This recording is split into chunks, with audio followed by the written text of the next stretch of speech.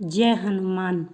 आज हम आपके लिए लेकर आए हैं मंगलवार व्रत कथा। तो हे भक्तजनों, प्राचीन समय की बात है। एक नगर में एक अत्यंत धर्मपरायण और श्रद्धालु ब्राह्मण दंपति रहते थे।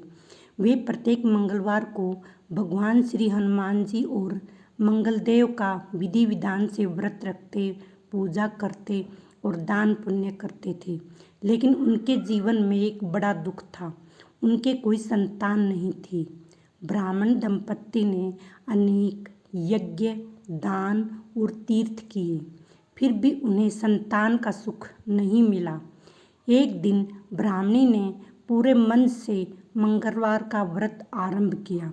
वह सूर्योदय से पहले स्नान करती, लाल वस्त्र धारण करती, हनुमान जी को सिंदूर, चमेली का तेल, लाल फूल और गुड़ चना अर्पित करती तथा पूरे दिन उपवास रखकर शाम को आरती करती।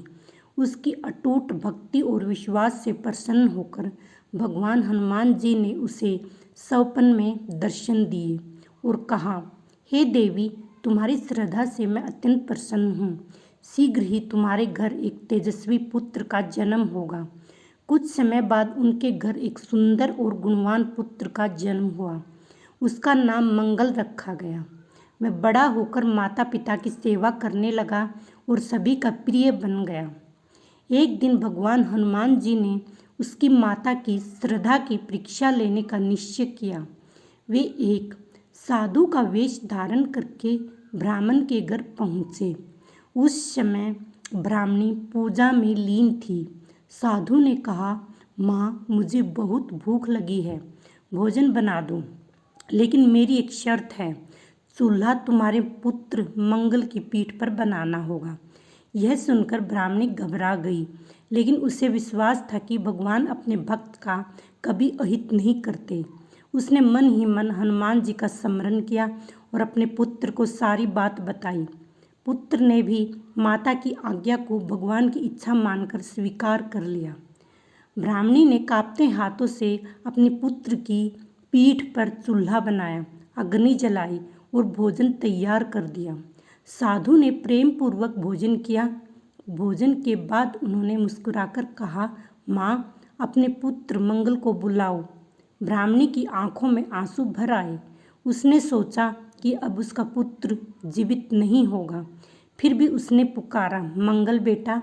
तभी सभी के आश्चर्य का ठिकाना नहीं रहा जब मंगल हंसते हुए बिल्कुल स्वस्थ अवस्था में बाहर आ गया।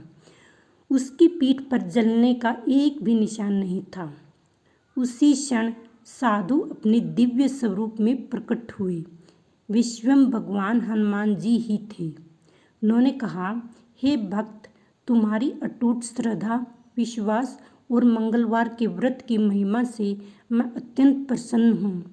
जो भी श्रद्धापूर्वक मंगलवार का व्रत करेगा, हनुमान जी की पूजा करेगा और सच्चे मन से मेरा स्मरण करेगा, उसके सभी संकट दूर होंगे, रोग, भय और शत्रुओं से रक्षा होगी तथा मनोकामनाएं पूर्ण होगी।